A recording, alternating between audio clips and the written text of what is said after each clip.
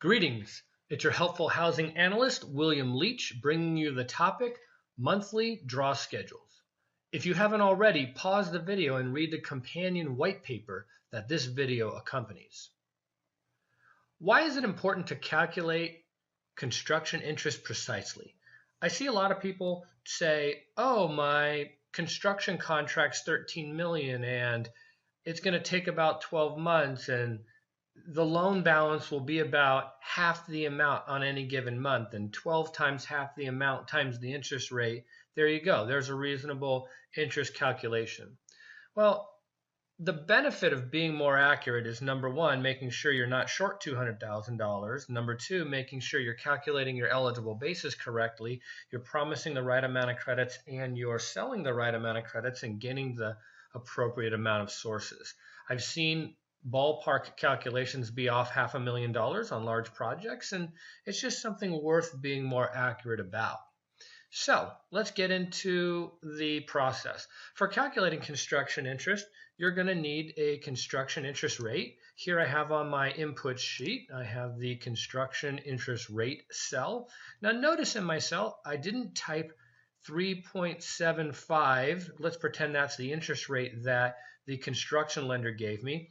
I typed 3.75 plus 1 percentage point. This is to show that construction lenders often require an interest rate reserve. Construction debt is floating rate debt, and so they want to have a hedge in case the rate goes up. They want to know you have reserved enough funds in your budget to pay the construction interest. Now also notice that I didn't type 4.75. The math's simple. I can do that math in my head, but it's better to type 3.75 plus 1% so that I'm communicating to myself and to others in the future what my assumptions were. Another thing you need to calculate construction interest eligible basis is you need to know which month you're going to place in service. So what I did here is I have my typical milestone table here, but I took the certificates of occupancy month and I named that cell C of O month. This way I can reference the cell in calculations about eligible basis. All right, let's get into the actual calculations and the report. Now, you have heard me said many a time that you should keep reports, calculations, and inputs separate for ease of use, ease of design, and readability. This is one of the instances that I break that rule, and I go ahead and I put the calculations and the report together because they're simple and readable, and I also give the modeler the ability to have inputs, particularly the input, should excess funds be used to pay down the construction loan at this point in time. That's the input that I allow to be inside of this report. And the reason for breaking my standard rule is that it doesn't detract a lot from the aesthetics of the report, and it is a lot easier for the financial modeler to decide whether or not they want to use the pay downs when they can see their available funds and their construction loan balance. So that's the deviation there. Another thing I'd like to point out is the purple cells up here for my sources of funds each month and for my uses of funds each month. These purple cells should be formulas. They should be calculating based on your inputs of sources and your inputs of uses, but I have them just hard-coded numbers for my convenience for this Excel file. In your model, they'll be calculations. Okay, let's get into the calculations of construction interest. To do so, we're going to need to know the construction loan balance. To get that, we're going to need to know our construction draws. So let's start at the top. In rows 3 through 8, I work on determining what construction draws do we need to make so that we have sufficient funds to pay for our uses each month. So starting in row 3, we have the starting balance of the partnership's bank account. Cell Charlie 3 is hard-coded to 0 because you always start with no money in this concept. And then each month thereafter is a reference to the last month's ending balance. Very simple. So you start with the amount of money you ended with last month. Now, there are inflows, there are sources of funds that get added to your starting balance, and there are uses of funds that get subtracted from your starting balance to say how many funds you have left over, your ending balance. But there are also the ability to draw on the construction loan or pay down the construction loan in determining your ending balance. So our ending balance calculation is the sum of the starting balance, the sources of funds that come in, and any construction draw that we may make. All of those would add to the ending balance.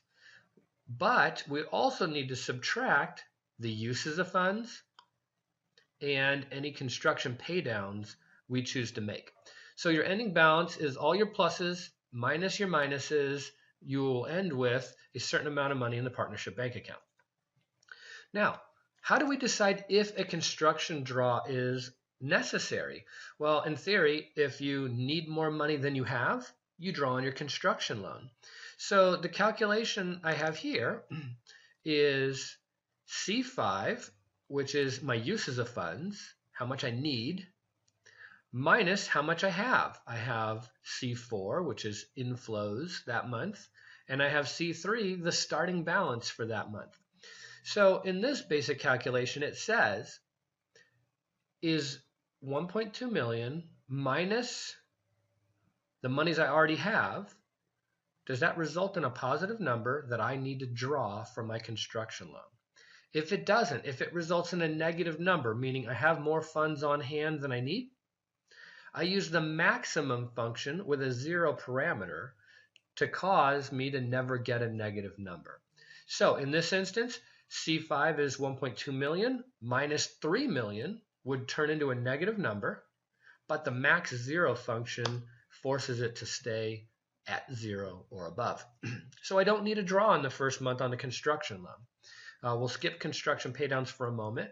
So you can see I'd have an ending balance of 2.4 million. I got 3.6 in, 1.2 out, ending balance of 2.4. The balance goes to the next month, 2.4 million starting balance. I get no funds in. I spend 2 million. I still have a balance. No need to draw because I still have a balance. Use those monies. Again, no need to draw. But in month 3, I have more uses of funds than I have funds on hand. My sources of funds for the month and my starting balance for the month are not large enough to pay my uses, so I need a construction draw. So let's watch this formula happen. Formula, evaluate. It says 250,000 is what I need, minus I have no starting balance or no sources of funds, and a $94,000 starting balance is I need to borrow 158,000. 158,000 is larger than 0, so I get 158,000, and therefore I need a construction draw. Now, let's talk about construction paydowns. How do you know when you should pay down the construction loan? Well, you'd only pay down the construction loan if you had excess funds. There's no reason to pay down the construction loan and then draw monies right back. So you're only going to do it when you have money in the bank. And you rarely will do it until you reach certificates of occupancy, where you've finished the building and now you're starting to use sources from lenders or investors that are now comfortable because the project is built. You can use those funds to pay down the construction loan. So how do we calculate it? Well, we have to say, is there sufficient funds to pay down the loan? And if so, pay down the loan, but not more than the loan balance itself. In this calculation, I want to highlight to you the core calculation is in the middle here. R3 plus R4 minus R5. So R3, the amount of money we started with this month, $3 million, plus R4, the amount of sources coming in this month, minus R5, the amount of money we need to spend this month.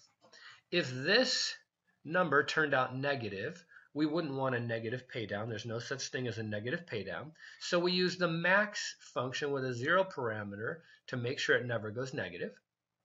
But if it's positive and we want to pay down the loan, we would never want to pay more than our loan balance. So we say the minimum function and it uses this R11 cell, the loan balance, as kind of like don't pay more than the loan balance, right? Even if you have enough money, don't pay more than the loan balance.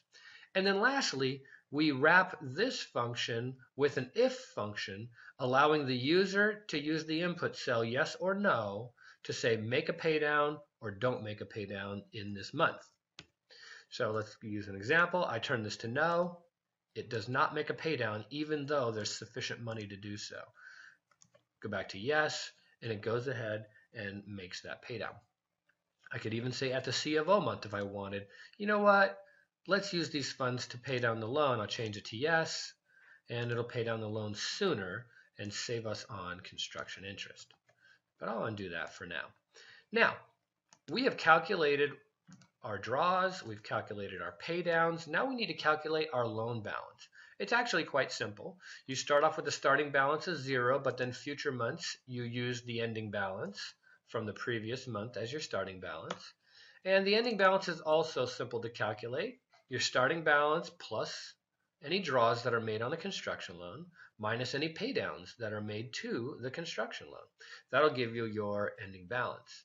So draws, you just reference the cell up here where you determine the amount of draws. And pay downs, you just reference the cell where you determine the amount of pay downs. Easy enough. We now have starting balances for each month given based on the draws, the pay downs, and the ending balance from the previous month. So let's calculate the construction interest. The construction interest is going to simply be the ending balance from the previous month times the construction interest rate that we put on the inputs page divided by 12, because the assumption we have on the input page is an annual number, and here we're dealing with monthly interest. So as you can see, once we start drawing down on the loan in month 4, we have $158,000 times 4.75% interest divided by 12 to get to a monthly rate is $600 of interest, and so on and so forth, right? If you wanted to know the total interest you're going to pay, you would do the sum of all of these interest cells on a monthly basis to get the total. Now, what interest is going to be capitalizable? Only interest that's incurred on the construction debt prior to the building being placed in service. So what are we going to do to calculate that? Here I use a comparison function. Is H10 is referencing the month number 5, is 5 less than or equal to the C of O month, the month I plan to place in service? If it is, this is going to trigger true. And if it's true and you do arithmetic on Boolean variables, true or false, they turn into 1 or 0. So this will end up saying, hey, if I am before my C of O month, then take H16, my interest that month, and times it by 1 because this results in true. Okay? I could have used an if statement. I could have said if H10 is less than or equal to the C of O month, then use H16, otherwise use 0. Could have done it that way. But here I use a logical function, do arithmetic on it, and it turns it to 1 or 0. All right, if I wanted to know the total construction basis, you see how after C of O's, I no longer am generating eligible basis on the interest I'm paying. And if I want to know the total, I take the sum of the total. I pray this financial modeling example proves helpful to you in delivering housing to Californians. God bless.